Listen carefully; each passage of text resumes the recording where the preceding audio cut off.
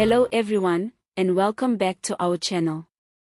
Today we're diving into a story that sounds straight out of a political thriller, except this one is unfolding right here in southern Africa.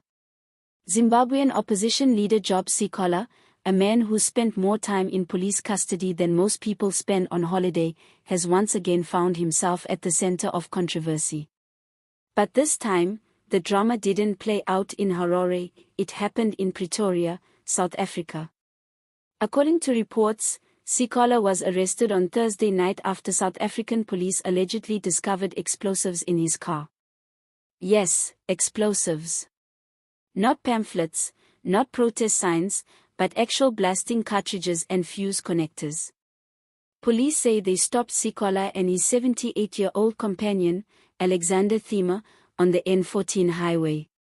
When they searched the vehicle, they allegedly found 26 blasting cartridges and 15 fuse connectors hidden inside. Now, on the surface, that sounds damning, but in Southern African politics, nothing is ever that simple.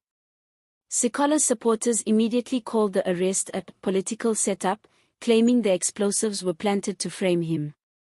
They insist this is yet another attempt to silence one of President Emmerson Mnangagwa's loudest and most persistent critics. And if you know Job Sikhala's history, you'll understand why many people are suspicious of this entire episode. Sikhala is no stranger to arrest. In fact, this man has been detained more than 60 times, yes, over 60. If political arrests were sport, he'd probably have a gold medal by now. Over the years, he's been accused of everything from inciting violence to subversion, but most of those charges mysteriously collapse or fade away after months behind bars. His resilience has made him a symbol of defiance for many in Zimbabwe's opposition movement, particularly among young activists who see him as a fearless fighter against state repression. But this time, the location of his arrest changes everything. South Africa isn't Zimbabwe. The Pretoria Magistrate's Court, where Sikhala and his elderly companion are expected to appear, operates under different laws and a more independent judiciary. If this is indeed a setup, it's a bold one, and it drags South Africa right into the murky waters of Zimbabwe's internal political warfare. Rights groups are already raising concerns. Human rights lawyers in both countries are calling for full transparency, saying it's alarming that an opposition figure could be caught up in such a serious charge across the border. Explosives are not a minor issue. If convicted, Sikhala could face heavy prison time in South Africa, and possibly even deportation, something that would surely cause a diplomatic headache for both Pretoria and Harare. To understand the bigger picture, we need to look at Sikhala's recent months. Back in August, his home in Chitamweza was reportedly bombed in what his family described as an act of intimidation. Before that, in July, his much-anticipated book launch was disrupted by unidentified men believed to be linked to state agents. Every time he tries to speak, to write, or to organize, something happens. It's almost like there's a shadow following him, one that doesn't want his voice to reach the people. Many Zimbabweans are starting to ask, how far will the state go to silence dissent? And what role, if any, might regional governments be playing behind the scenes?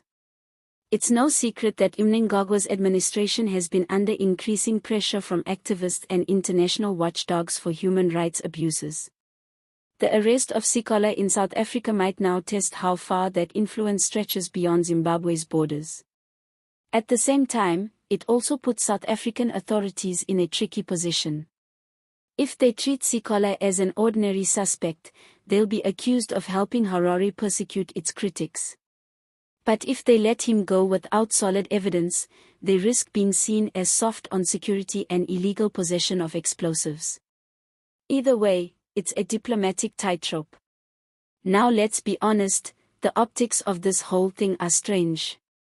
A prominent Zimbabwean politician, known for his fiery speeches and defiance, suddenly caught with explosives on a highway in Pretoria.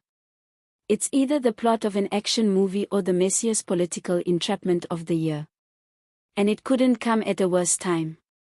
Zimbabwe's opposition movement is still reeling from internal divisions after the collapse of the Citizens' Coalition for Change, and this incident might further weaken their credibility at a time when unity is desperately needed. But there's also the human side to this story. Imagine being Job Sikhala, a man who has spent years behind bars, often without trial, constantly targeted by authorities, and now finds himself in a foreign country facing yet another charge. Whether guilty or not, that kind of life takes a toll. His supporters call him brave, his critics say he invites trouble. But one thing is certain, the man refuses to be silenced. And let's not forget his 78-year-old companion, Alexander Thema. At his age, most people are worried about retirement plans or family gatherings, not being dragged into explosive scandals on the N14 highway. His presence raises even more questions. Who is he? What was he doing with Sikhala that night? Was he just a passenger, or does he play a deeper role in this unfolding story? Those details will likely come out during the court proceedings. What we do know is that both men are expected to appear before the Pretoria Magistrate's court soon, and the world will be watching closely. The case could reveal a lot about cross-border political manipulation, or it could simply be another example of how conspiracy theories often thrive when trust in government institutions is weak. Whatever the truth, this incident serves as a reminder of how deeply intertwined Southern Africa's political landscapes have become. From Harare to Pretoria, the lines between politics, security, and justice seem to blur more each year. And as usual, the ordinary citizens, the voters, the workers, the youth, are left trying to make sense of who's really telling the truth. So where does this leave Job Sikhala? For now, behind bars once again, waiting for his day in court. But if his past record is anything to go by, don't expect him to go quiet.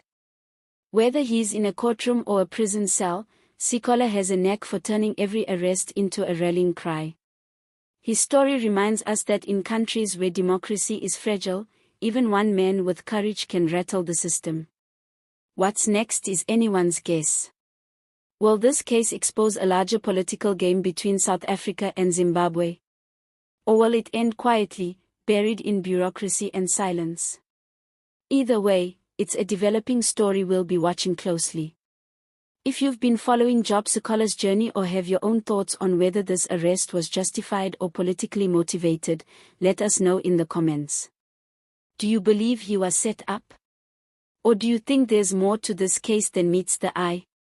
Before you go, don't forget to like this video, subscribe to the channel, and turn on notifications so you don't miss our next update on this unfolding story. Thank you for watching, and as always, stay informed, stay critical, and see you next time.